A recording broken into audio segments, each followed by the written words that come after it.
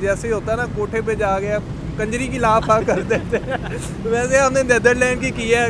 India cricket team का बाप है और विराट कोहली इसका दूसरा बाप है। तो अपनी क्विक स्पिन के साथ वो विकेट लिया, उसके बाद जो उसने एक्शन दिया है अपना इस तरह करके, उसने अपनी बीवी को डेडिकेट किया यार, उसके लिए क्लैपिंग है। बुमराह देख लें आप, 350 आई थिंक बॉल्स कर चुका हुआ है और उसमें से 250 बॉलें जो है उसकी डॉट बॉल्स हैं। आप डॉट बॉल परसेंटेज लगाए, मेरा ख्याल 70% बनती है। इसलिए इंडिया इस टाइम आप कह लें कि इंडिया बाप बना हुआ है, बाकी सारी जितनी टीमें हैं वो उसके बच्चे बने हुए हैं। अस्सलाम वालेकुम जी वालेकुम सलाम। सर, इंडिया ने आज अपना 9वां मैच भी नीदरलैंड के खिलाफ इतनी आउटस्टैंडिंग बैटिंग में इतने अच्छे स्कोर से जीत लिया। आप इस बारे में क्या कहना चाहेंगे? मेरे हिसाब से इंडिया के सामने नीदरलैंड जो है ना, वो ऐसे क्लब लेवल की टीम है, वो छोटी सी टीम है। इंडिया बहुत बड़ी टीम है, इंडिया जैसी टीम कोई भी नहीं है। वो आपको सामने ही है, अनबीटन जा रही है, 9 के 9 मैच जीत गए और मेरे हिसाब से सेमीफाइनल और फाइनल भी आसानी से जीत जाएंगे वो लोग। सर मैं ये कहना चाहूँगा कि नीदरलैंड एक बड़ी छोटी टीम है, उसका तो उसने जीतना ही जीतना था। आप ये देखें कि उन्होंने Sri Lanka, south Africa, Australia, England, Pakistan के साथ क्या अशर किया था, तो नीदरलैंड से जीत गए हैं। वो कोई बड़ी बात नहीं है उनके लिए वो बच्चे हैं, लेकिन जिन टीमों को हरा के वो आए हैं लास्ट स्टेज तक, कमाल तो वो है।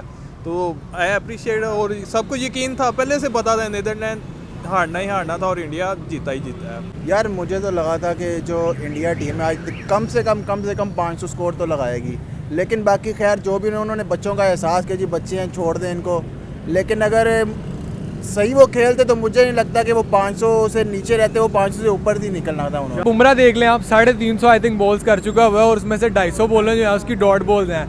आप डॉट बॉल परसेंटेज लगाए, मेरा ख्याल 70% बनती है। और मतलब इस टाइम यार कौन इस तरह का बॉलर है 70% डॉट बॉल्स करवा रहा है? मेरे हिसाब से बेहतरीन बॉलर है और जैसा बॉलर इस टाइम दुनिया में कोई नहीं। वसीम अकरम जैसा बंदा कह रहा है कि मेरे पास न्यू बॉल के साथ कंट्रोल कम था, बुमराह के पास ज़्यादा। तो आप हिसाब लगा लें किस कदर बेहतरीन बॉलर है वो। तो आज इंडिया की बैटिंग जैसे कि रोहित शर्मा, विराट कोहली, शुभमन गिल, ठीक है ना, अय्यर, उसके बाद केएल राहुल, इनकी आउटस्टैंडिंग बैटिंग के बारे में क्या कहेंगे आप?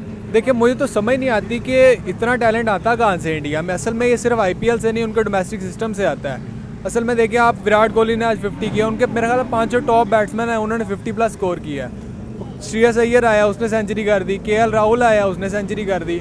हमारे पाकिस्तान को देख लें, कुछ भी नहीं कुछ कर रहे हैं। हमारा जो टॉप बैट्समैन है उसने कुछ भी नहीं किया, बाबर आजम ने। तो मेरे हिसाब से इंडिया जो है वो किसी भी टीम को उधर खड़े नहीं होने देगी। और इंडियन कंडीशन है, होम कंडीशन है उनकी, तो बेहतरीन जा रहे हैं और उन्होंने इस तरह ही खेलते रहना। केएल राहुल और अय्यर की बात करें, इतनी आउटस्टैंडिंग पार्टनरशिप, आउटस्टैंडिंग सेंचुरी के साथ अपनी टीम को इतना हाईएस्ट स्कोर पे लेके जाना, इन दोनों की पार्टनरशिप के बारे में क्या कहेंगे?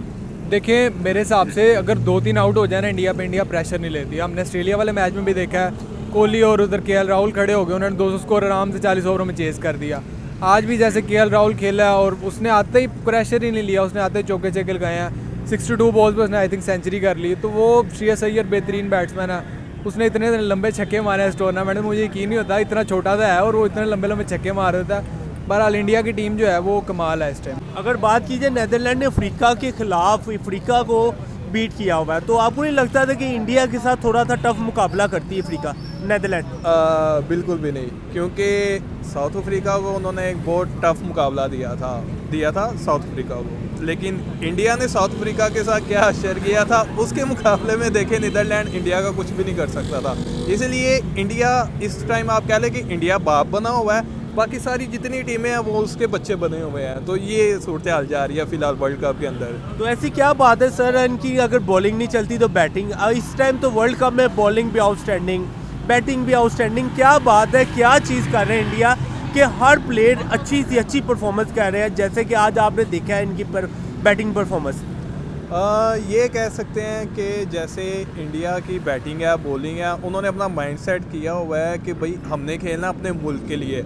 वर्ल्ड कप किसी और कंट्री के अंदर, किसी और जगह पे नहीं हो रहा, उनके एक तो वर्ल्ड कप हो रहा है उनकी कंट्री के अंदर, इसलिए अपने मुल्क के अंदर ही उन्होंने, अगर वर्ल्ड कप हार से निकल जाता, उनके हार जाएंगे अगर, वो उनकी जो पब्लिक है उन्होंने छोड़ना ही नहीं है कि घर आए हुए कप को बाइल की टीम आगे ले गई है। इस वजह से उन्होंने एक तो माइंड सेट किया है, दूसरा वो खेलते हैं अपने मुल्क के लिए, तीसरा ये है कि उनकी बॉलिंग भी आउटस्टैंडिंग है और उनकी जो बैटिंग है वो भी आउटस्टैंडिंग है। इस वजह से इंडिया आउटस्टैंडिंग है, इंडिया ही आउटस्टैंडिंग है। अय्यर और केएल राहुल की आज इतनी आउटस्टैंडिंग पार्टनरशिप, 100 दोनों ने की है, इस बारे में क्या कहेंगे आप?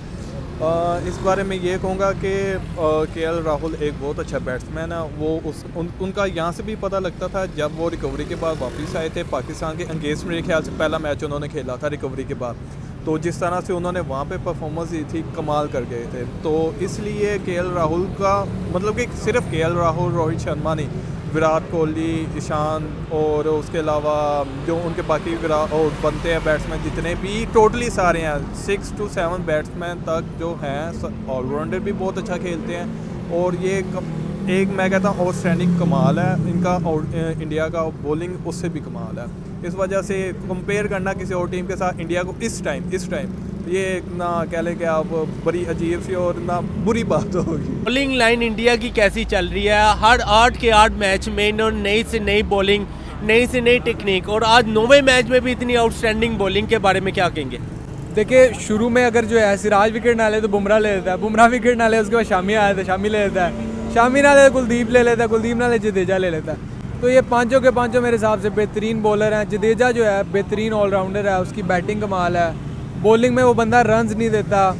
बुमराह के हिसाब से मैं कहूँगा कि उसने मेरा ख्याल 350 बॉल्स किए हैं पावर प्ले में, उसने 200 जो है डॉट बॉल्स किए हैं, तो वो इस हिसाब से कितना क्वालिटी का बॉलर है आपके सामने ही है। आपको क्या लगता है 2019 का बदला इंडिया न्यूजीलैंड से कैसा लेगा? बहुत कमाल लेगा। जहाँ तक मुझे लगता है कि इस दफ़ा इंडिया ने न्यूजीलैंड को सेमीफाइनल के अंदर याद कराना कि 2019 के अंदर सिर्फ उनकी कुछ मिस्टेक्स हुई थी जिस वजह से वो हार गए थे, लेकिन अब वो चीज़ें दोबारा नहीं दोहराएंगे और अब वो उन्हें बताएंगे कि बाबा जी इंडिया इंडिया है और इंडिया के अंदर आके आप हमें हरा दो, ये तो हो ही नहीं सकता। मतलब आप कहना चाह रहे हैं वर्ल्ड कप इंडिया के पास ही रहेगा, इंडिया किसी और को लेके जाने नहीं देगा? नहीं, बिल्कुल भी नहीं। इंडिया वर्ल्ड कप को अपने मुल्क से बाहर नहीं जाने देगा। जैसा मर्जी हो जाए, जो कुछ मर्जी हो जाए, इंडिया की अगर बाई चांस बैटिंग ना चली उनकी बॉलिंग चलेगी, उनकी अगर जिस दिन बॉलिंग ना चली बाई चांस उनकी बैटिंग ने नहीं छोड़ना। वो टारगेट ये ऐसा दे देते हैं कि अगले जो बॉलर होते हैं वो बैट्समैन होते हैं वो कहते हैं कि नहीं, आज इंडिया के ख़िलाफ़ हम किसी भी तरीके से नहीं चल सकते, ना बैटिंग के लिहाज से ना बॉलिंग के लिहाज से। ये हमें न्याय नहीं दे रहे, ये अन्याय कर रहे हैं, न्याय नहीं दे रहे। अगर बात की जाए ये वही बॉलिंग है इंडिया की जो इतनी तनकीदों के बाद आज वर्ल्ड कप में 9 के मैचों में आउटस्टैंडिंग बॉलिंग पे अपना रिकॉर्ड कायम किया है। देखिए मेरे हिसाब से आपको पूरा जो है ना सिस्टम में क्रिएट करना पड़ता है। अगर आपका प्लेयर परफॉर्म नहीं कर रहा आपको बैक करना पड़ता है। उनको जो है आईपीएल खिलाया उन्होंने, आईपीएल के अलावा डोमेस्टिक सिस्टम खिलाया, रणजी ट्रॉफी खिलाई है, पूरा एक प्रोसेस होता है। ऐसे प्लेयर नहीं मिल जाता। सिराज को आते ही उसके जो है करियर में बहुत जो है ना मार पड़ी थी, लेकिन आते उसके बाद आहिस्ता आहिस्ता बेहतर होता गया। उन्होंने प्लेयर को बैक किया, पूरा प्लेयर को डेवलप किया, उसके बाद जाके जो है उनको ये पूरे प्रोडक्ट्स मिला। मेरे हिसाब से इंडिया जैसी टीम जो है ना वो डिज़र्व करती है वर्ल्ड कप ले जाना। आगे सेमीफाइनल इंडिया और न्यूजीलैंड का, आपको क्या लगता है इंडिया न्यूजीलैंड को फिर पहले की तरह दबोच लेगी?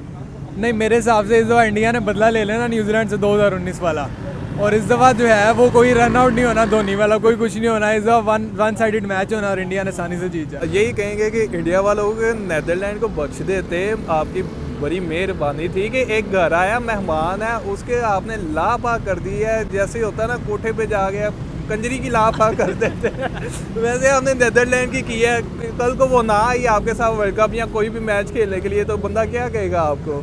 इसलिए छोटी टीमों के साथ थोड़ा प्यार मोहब्बत से, पता है आपने जीतना ही जीतना है, तो इस वजह से करना पड़ता है आपको, और सोचना भी चाहिए इंडिया को।